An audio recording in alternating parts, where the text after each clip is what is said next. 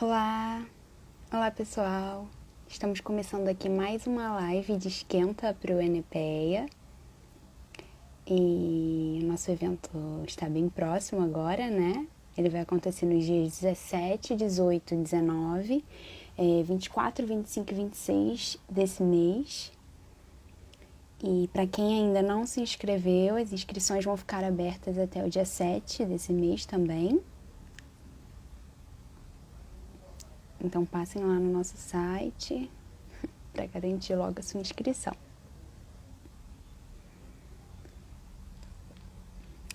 E já já a gente vai começar a nossa conversa com a convidada de hoje, que é a Denise Alcântara. Vamos aguardar ela chegar aqui. Denise já está aqui. Então vou convidá-la.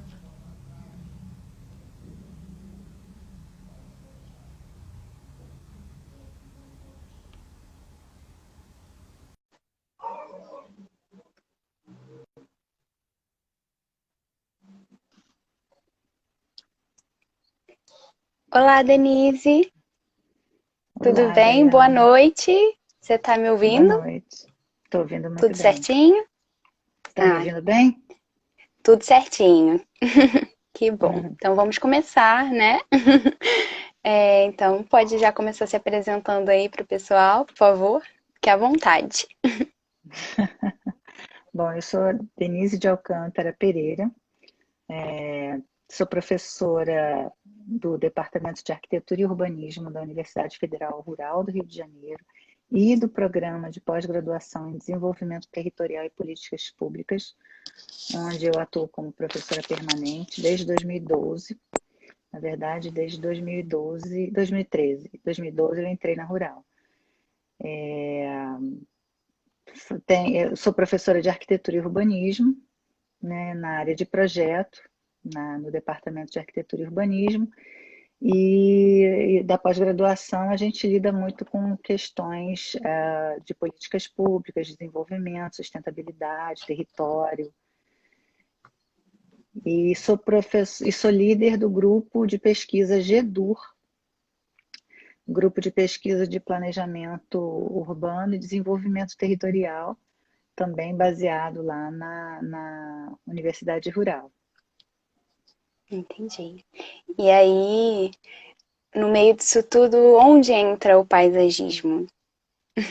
Qual é a sua Na relação vida, na a, vida, no ensino?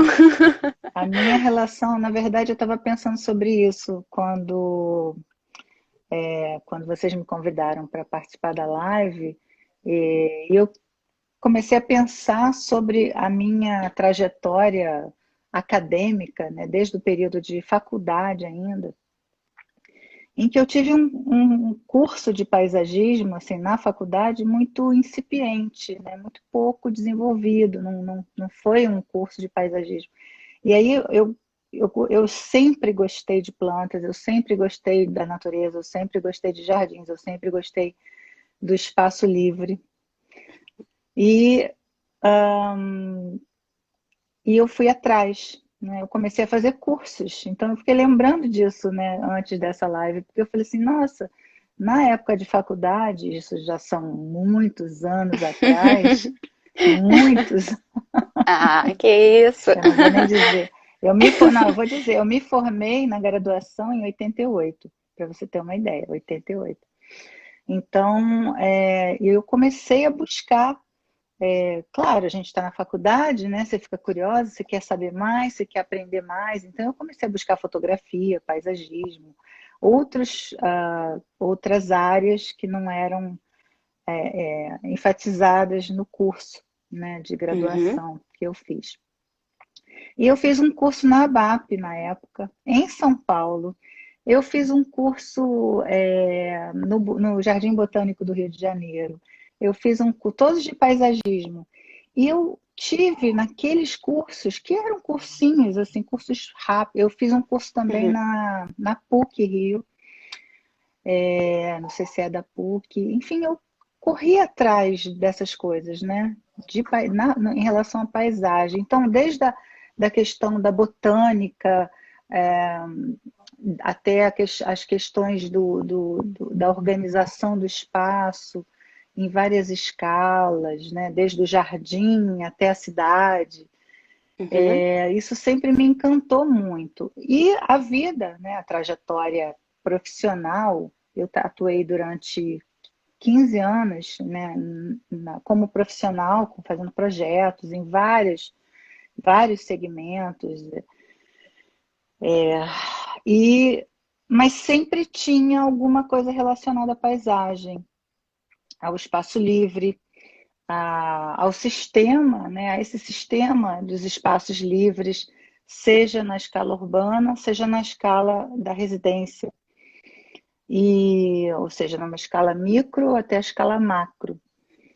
E isso sempre me encantou, sempre me puxou. Quando eu fui trabalhar, quando eu voltei para a academia, né, já que a gente está falando da trajetória acadêmica, profissional, eu me lembro que eu tinha um escritório, trabalhava, fazia projeto, aquela coisa de projeto executivo, detalhamento, tudo, né, em todos os Uhum. segmentos. E aí eu e a minha ex-sócia, Marta Massinovic, a gente começou a querer ir além, né? E aí eu comecei a me interessar por conceitos, por outras questões que não eram tão ligadas ao projeto, para o mercado, digamos assim, né? Aquela coisa do projeto executivo, detalhamento para o cliente. Então eu comecei a querer mais. E aí eu voltei para a universidade, fui fazer mestrado, aí fiz mestrado. E aí quando eu fiz o mestrado, eu trabalhei com o Parque Guinle. Meu orientador era o Vicente Del Rio, ele estudava a qualidade do lugar. Uhum. E foi na época até que ele viajou para a Califórnia. Ele hoje é um querido amigo, né, sempre presente. E eu acabei finalizando o meu mestrado com o queridíssimo Paulo Afonso, professor Paulo Afonso da Universidade Federal do Rio de Janeiro.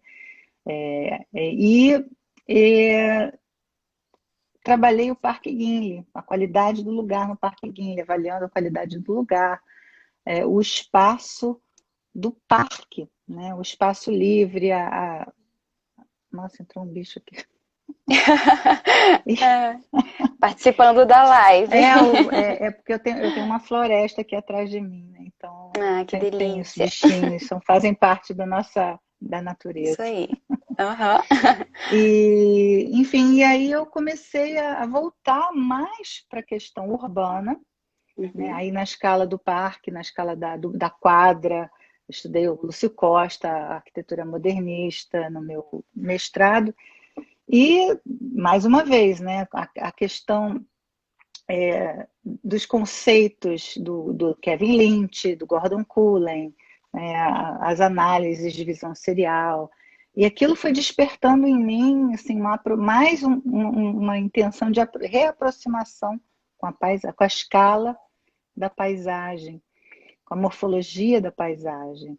E aí, no doutorado, eu estudei o corredor cultural. Inclusive, um colega querido hoje defendeu a sua banca de titular lá na Rural, e o trabalho dele de doutorado também foi o corredor cultural, professor Júlio Sampaio. Parabéns, Júlio, se estiver me ouvindo. Mas, e aí também eu lembrei, quando ele estava falando, que eu assisti a banca de defesa dele hoje, aí ele também Uhum. comentou sobre o corredor cultural, e eu estudei o corredor cultural, os vários setores do corredor cultural, as sub-áreas do corredor cultural, as suas várias dimensões, aspectos paisagísticos, morfológicos e aspectos cognitivos, porque desde o mestrado a questão da percepção e da cognição ambiental eram sempre muito fortes na minha pesquisa, considerando o olhar do outro, né? Integrando o olhar do outro e a experiência do outro no entendimento do lugar. Então, enfim, a paisagem sempre esteve presente e eu comecei a lecionar na Rural e comecei a olhar a paisagem periférica, né? Desde que eu me inseri no ambiente acadêmico da Universidade Federal Rural do Rio de Janeiro, que é localizada em Seropédica, no oeste metropolitano. eu comecei a olhar essa região com um olhar sobre a paisagem, né? Na escala da paisagem, na escala regional, claro, sempre, né? Nas várias dimensões, mas desde a escala regional até a escala local. E hoje eu tenho um grupo de pesquisa, que eu já comentei anteriormente, o GEDUR, que analisa os territórios periféricos no oeste metropolitano, nas várias dimensões, nas várias escalas, nos vários aspectos dimensionais e temáticos, considerando as potencialidades e as fragilidades, né, presentes no território, considerando os atores sociais, as dinâmicas políticas, as dinâmicas socioespaciais presentes. Então, é muito rico, é muito desafiador também, né, trabalhar Com nessa certeza, escala imagino. no Rio de Janeiro, nesse momento que a gente está vivendo. Eu estou Justamente. ansiosíssima, hoje especialmente com o fechamento, né? Estamos esperando o resultado de uma eleição importante para o mundo. Então, assim, eu estou bem ansiosa com isso, mas eu Todos acho estamos, que eu acho. é, isso afeta o E mundo, né? exato, afeta o mundo e afeta também, né, não podendo deixar de comentar a paisagem, porque acho que o posicionamento, né, não só político, de outras formas também, mas principalmente político, acho que diz muito respeito a como a construção da cidade vai acontecer, como a inserção das pessoas na cidade, como essa relação, né, vai acontecer. Então, acho que é inevitável a gente ficar apreensivo, né, com o que pode É, acontecer, não exatamente. só é, fazendo relação à eleição dos Estados Unidos, mas acho que principalmente no Brasil, né? Que é Uhum. Que a gente está também vivendo brevemente um período eleitoral importante também, né? São exatamente. os municípios que definem muito a questão do planejamento urbano, do planejamento da paisagem. E, infelizmente, a gente tem que considerar que a maioria dos municípios brasileiros não considera essa dimensão, né? Não incorpora em seus planos diretores a dimensão da paisagem, a dimensão do espaço livre. Infelizmente, nós temos uma um histórico político muito voltado à questão da especulação imobiliária, da ocupação do território de uma forma a que o território tenha um valor de troca e não um valor de uso. Então, enfim, são questões que a gente está trabalhando muito atualmente, principalmente olhando esses territórios periféricos, né, do oeste metropolitano, que é para além da Baixada Fluminense, ou seja, Japeri, Queimados, Seropédica, Paracambi, essa região como um todo, Itaguaí também, o Zona Oeste do Rio de Janeiro. Nosso Campo grupo de Grande. pesquisa Campo Grande, Santa Cruz, Sepetiba, e aí se espraia, né? Porque, na verdade, a ocupação do território, estruturalmente e não conjunturalmente, é uma ocupação que prioriza o centro, né? Sempre investiu mais no centro, sempre priorizou e direcionou os esforços para o centro, aí no caso o centro da metrópole, Rio de Janeiro, nas suas áreas mais turísticas, né? Não na zona suburbana, nos bairros suburbanos do Rio de Janeiro, do município do Rio de Janeiro, mas sempre existiu essa distorção na formação do território. E uma intenção mesmo, né, do Estado conectado aos interesses empresariais, aos interesses das elites, de ocupar os territórios periféricos com os serviços indesejados, com as atividades indesejadas no centro. Sempre foi assim desde a colônia. Né? Então, é uma questão de decolonizar. A gente tenta trabalhar com esse conceito de descolonizar ou decolonizar. Tem alguns estudiosos que questionam o decolonizar, então por isso que eu falei nas duas formas. E também tem uma questão de justiça ambiental, de justiça social, e que acaba transformando esses territórios em zonas de sacrifício, né? Então, essas são questões que estão muito vivas, né? Ups, caiu. Escorregou, acontece. Escorregou, vou ficar segurando.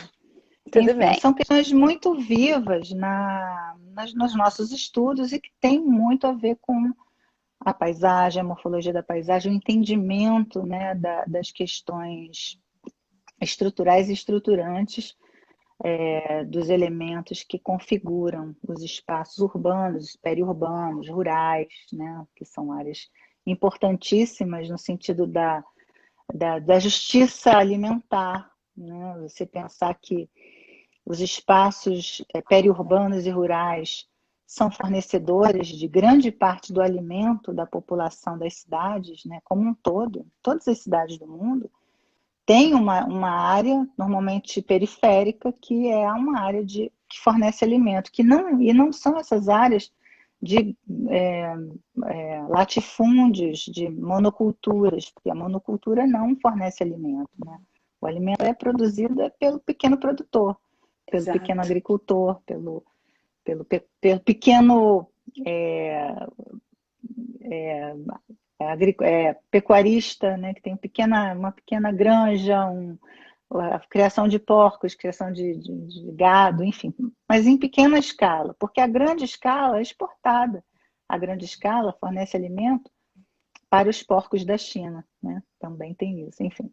Mas não é o nosso caso, né? A nossa periferia nem tem muito essa característica, ela tem mais uma característica mesmo de pobreza, de, de De abandono, expulsa, de talvez. abandono, de precariedade. Então, a gente trabalha essas questões no sentido também de conexão com os habitantes, né? Nosso fim, nossa meta final, nas pesquisas que a gente desenvolve no grupo GEDUR, é atingir, ou pelo menos criar pontes, e favorecer a criação de conexões, de pontes, de articulações entre pessoas, né, a academia e o poder público, né, na formação de políticas públicas. E também para isso a gente começou a desenvolver, desde já um tempo atrás, as redes, né, as redes que se fortalecem, né? Então, essas redes são fundamentais no fortalecimento de uma atuação mais direcionada a lidar com esses problemas, com as desigualdades, com, com a falta de saneamento, com a falta de infraestrutura dessas regiões. Então, enfim, é um desafio bem grande. É um desafio muito complexo, né? Mas é É, muito só estimulante também, né? Muito estimulante. com certeza, eu imagino. E acho que esse contato, né, que não só a profissão de arquiteto e urbanista, digamos assim, possibilita, mas acho que também um dever, né, que a gente meio que assume às vezes, ou na maioria das vezes, de para com os outros, né, de pensar no que a gente pode estar fazendo ali de mínimo para não reverter essa situação, porque eu acho que é algo muito maior do que a gente, né? Mas disso que você falou, de ter esse contato, de demonstrar que a gente pensa em como conseguir articular, né, essas ideias, Uhum. como você disse, de políticas públicas, de interagir com o poder maior, de interagir com as pessoas. Então, a gente está ali, eu acho que como um intermediador, né? Muito legal o seu projeto, com certeza. Eu sou de Campo Grande, inclusive, então me sinto representada. Sim, certamente. E é Fico uma muito coisa feliz. importante também passar para os alunos, né, que estão se formando, que estão se preparando para a vida profissional nessa área que é tem tanta demanda de trabalho, apesar de não ser valorizada, né? Porque o arquiteto urbanista e o arquiteto paisagista nem sempre tem o seu valor assegurado. Mas é importante que o discente, seja ele da graduação ou da pós-graduação, ele tenha a oportunidade de sair da sua zona de conforto, que é o que a gente faz, né? A gente sai da zona de conforto, né? Seja da zona de conforto mesmo, né? Ou daquela coisa que você está tão acostumado que você fica ali no seu quadradinho e não olha o todo, né? Não olha a realidade de uma forma mais abrangente.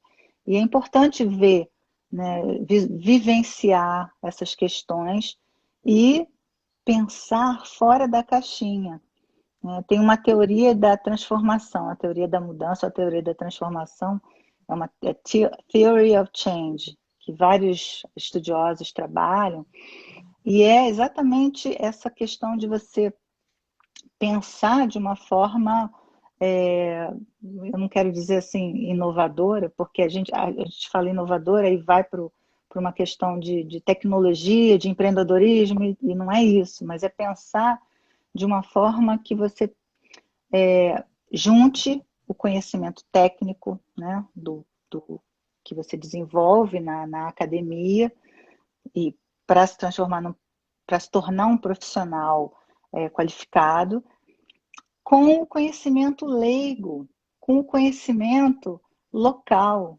com, a, com, a, com as questões locais, né? Num processo participativo, colaborativo, inclusivo.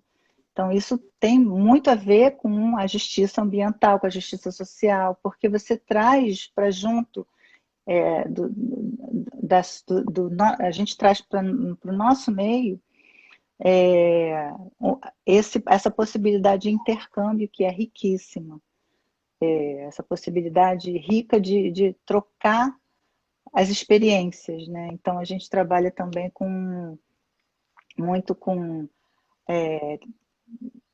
métodos de pesquisa participativa, como cartografia social, com base no professor Henri Hasselhad, mapeamentos afetivos, com base no Grupo Céu RJ, que a gente faz assim, uma parceria super legal. Na verdade, eu esqueci de mencionar, né? Porque no doutorado eu acabei fazendo uma disciplina com a professora Vera Tangari, que é uma querida amiga também, hoje, e essa disciplina eu fiz na época que eu estava estudando corredor cultural. E eu amei fazer aquela disciplina, assim, eu aprendi novas questões, eu aprendi novos métodos de análise do espaço urbano, com um olhar sobre a paisagem. E aí, alguns anos depois, eu fiz um pós-doc, também com a professora Vera Tangari, com a minha amiga Vera Tangari, que que começava a estudar o arco metropolitano e os impactos do arco metropolitano sobre a região metropolitana do Rio de Janeiro. Então, a Grupo CELRJ e a Vera Tangari são, para mim, assim também, né? Os faróis, né? É o Paulo Afonso, o Vicente Del Rio, a Vera Tangari, são os meus faróis. E eu sigo até hoje, eles continuam na minha área. E a gente troca muito, então temos assim parcerias de pesquisa nas redes, estou sempre participando das reuniões, a gente sempre mantendo um contato bem próximo relacionado a essas questões. Oi, Mais alguma pergunta? deu uma travadinha aqui. Ah, Não, é isso aí. Fico muito feliz, na verdade, de poder estar conversando com você e também pela enfim, pelo contexto, né, que a gente está vivendo. Não poderia deixar de mencionar mais uma vez, acho que quase toda live a gente comenta, mas é muito bom a gente ter contato, né, e esse contato com pessoas que estão fazendo estudos relevantes ou que, enfim, vão impactar de alguma forma na nossa vida também, a gente acaba perdendo esse contato, né? Até mesmo no meio acadêmico, digamos assim.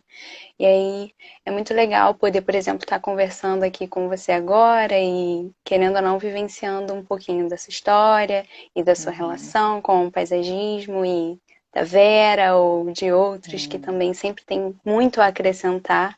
Então, fico muito grata. Uhum. E eu não sei se você quer deixar algum recado aí pra galera.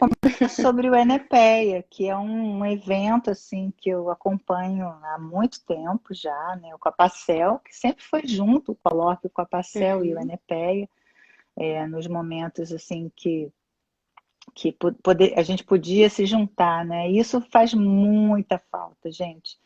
Assim, é muito difícil, assim, a gente está sobrevivendo, dando jeito, fazendo tudo remotamente. Não tem outra forma, né? Por enquanto, para poder sobreviver a essa onda da pandemia. Mas, assim, é muito difícil ficar longe das pessoas, né? A gente sente muita falta, sente muitas saudades, tem que se reinventar efetivamente, porque esses eventos era um momento de juntar todo mundo, das pessoas se verem, né? Não ficar só o rostinho de uma pessoa e todo mundo. Eu estou vendo assim os sinaizinhos mandando e tal, mas eu quero ver quem está presente. É uma pena, realmente. Eu adorei ser convidada para participar tanto dessa live quanto como eu sou do comitê científico e sou muito grata pelo convite.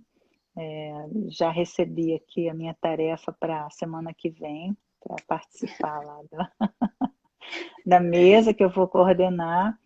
E, enfim, apresentamos trabalho no Coapacel também, várias orientações, a gente trabalhou com projetos relacionados à paisagem, inclusive da Flona Mário Xavier, que é a Floresta Nacional Mário Xavier em Seropédica, uma aluna minha da graduação fez uma apresentação linda sobre a Flona no Coapacel, e eu espero que o Enepeia seja um tremendo sucesso, ainda que remotamente, estaremos lá presentes, dando força, fazendo todo o possível para que seja Ain- um grande sucesso.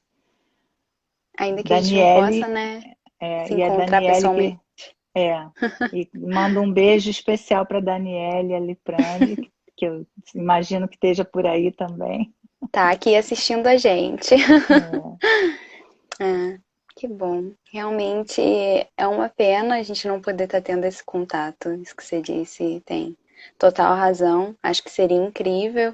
É um evento muito importante, eu acho, e acontecendo em campus também seria uma oportunidade única, eu acho, para muita gente de certamente. participar, de entrar em contato com isso. Mas, como você disse, a gente Conhecer, precisou, conhecer uma região que eu não conheço, Campos. sem Eu já contar fui, mas isso. assim, muito pouco, muito rapidamente.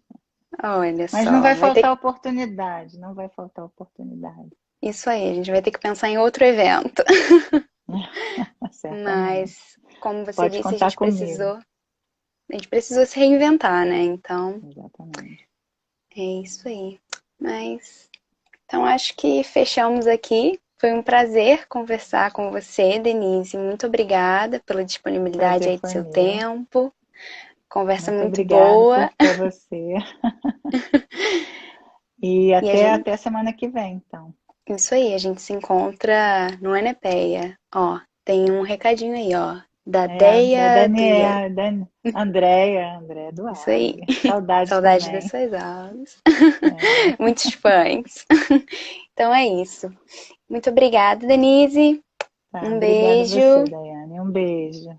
Beijo a Tchau. todos. Fiquem bem. Tchau, tchau. Fiquem bem, se protejam. Usem máscara.